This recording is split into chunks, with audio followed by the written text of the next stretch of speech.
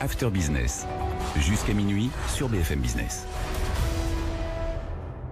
La crise sanitaire provoquée par le coronavirus oblige les entreprises à s'adapter, que ce soit en interne ou dans leur business, sur les aspects fonctionnels ou financiers. Alors, quelles sont les obligations juridiques et réglementaires à respecter pour les entreprises? Quelles conséquences sur les contrats?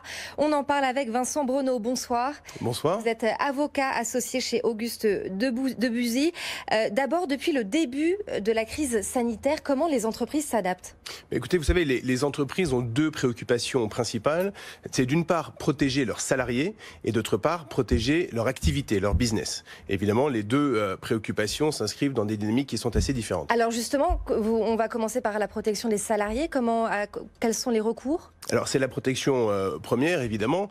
Ce qu'il faut savoir, c'est que les employeurs sont tenus d'une obligation générale de protection de leurs salariés, ce qui signifie que c'est une obligation de moyens renforcés, donc c'est assez fort sur le plan juridique, c'est même très fort. Ça s'inscrit en plusieurs temps. D'une part, une procédure d'évaluation des risques, et cette évaluation des risques doit évidemment être mise à jour au regard des nouveaux risques, et le coronavirus en est à l'évidence un. Et une fois que ces risques sont parfaitement cartographiés, eh bien, les mesures nécessaires de protection des salariés doivent être mises en place. Alors, elles sont extrêmement variées. Ça va de la simple ventilation des locaux au télétravail, en passant par l'acquisition de matériel de protection spécifique. Et le défaut de mise en place de ces mesures peut être extrêmement grave pour les entreprises, puisqu'elles s'exposent à des sanctions sur le terrain de la faute inexcusable, puisque un salarié qui contracterait une maladie du type coronavirus en raison d'une défaillance de son employeur pourrait aller rechercher sa responsabilité. À l'inverse, comment limiter l'impact sur le business ? Alors, pour limiter l'impact sur le business, on a différents axes. Au cabinet, puisque nous exerçons au quotidien aux côtés des entreprises, on a énormément de clients qui nous appellent pour se placer sur le terrain de la force majeure. Que ce soit selon l'angle où ils se situent, pour essayer d'éviter qu'on leur oppose l'application de la force majeure, ou au contraire pour essayer de se prévaloir de la force majeure dans leur contrat. Et ça va dans le prolongement des déclarations du ministre de l'économie Bruno Le Maire, qui a déclaré que les entreprises pourront se prévaloir de la force majeure dans le cadre du coronavirus. Alors, ça a été une déclaration qui a été très écoutée et qui juridiquement n'est pas complètement évidente à mettre en œuvre.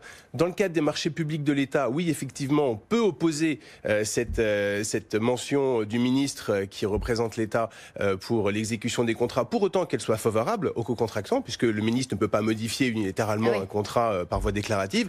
En revanche, c'est beaucoup plus compliqué dans les contrats entre entreprises privées, entre partenaires privés, parce que on ne peut pas déclarer une modification des critères de la force majeure dans le cadre d'une déclaration gouvernementale. Et là, il faudra évidemment regarder au cas par cas ce que disent les contrats et éventuellement mettre en œuvre ce qu'on appelle des clauses de hardship, les clauses d'imprévision qui permettent, quand on n'a pas complètement pu mettre en œuvre une clause de force majeure et se soustraire à l'exécution d'un contrat, au moins de demander à son partenaire de venir partager un peu les surcoûts qu'on a exposés.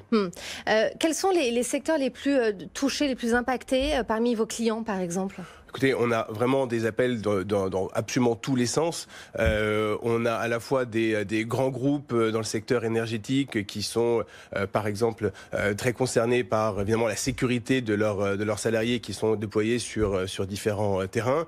Et ça va jusqu'à des groupes de restauration rapide, mais également des entreprises du luxe qui ont des vendeurs sur le terrain. Enfin, c'est vraiment tous les secteurs et c'est également tous les domaines du droit qui sont concernés.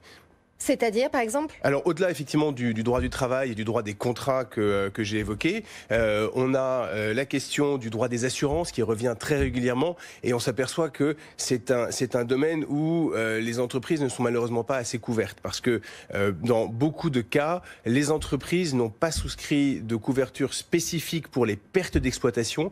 Or, le coronavirus, certes, va occasionner des pertes d'exploitation, mais pour être couverte, une perte d'exploitation, théoriquement, et en règle générale, dans la plupart des contrats, doit être la conséquence d'un dommage matériel. Un vol, un incendie ou un dégât des eaux. Là, on n'a pas de dommage matériel, donc probablement les assurances ne pourront pas jouer, sauf dans quelques cas, puisqu'on avait certaines entreprises qui avaient souscrit des polices particulières dans le prolongement du SRAS, notamment, qui s'étaient prémunies. Autre question, Vincent Breneau, quels sont les des impacts sur les secteurs à caractère stratégique? Je pense notamment au secteur de l'énergie, par exemple.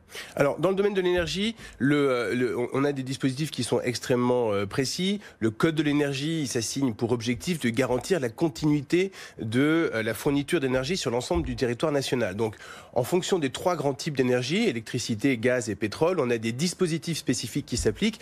Pour prendre l'exemple du secteur de l'électricité, les préfets sont habilités à requérir des personnels des entreprises énergétiques qu'ils assurent la continuité de l'exploitation des sites de production d'énergie électrique de façon à ce qu'on n'ait aucune rupture de charge sur le réseau français.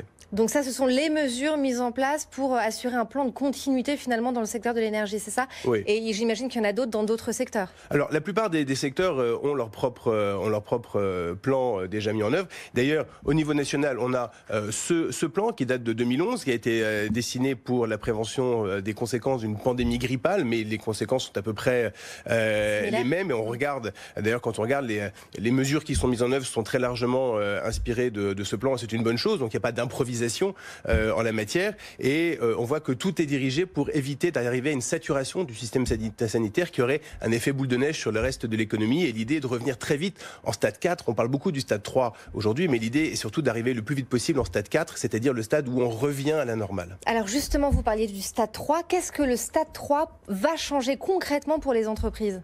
Écoutez, en réalité, on regarde aujourd'hui, il y a énormément de mesures qui relèveraient normalement du stade 3 qui sont déjà appliquées.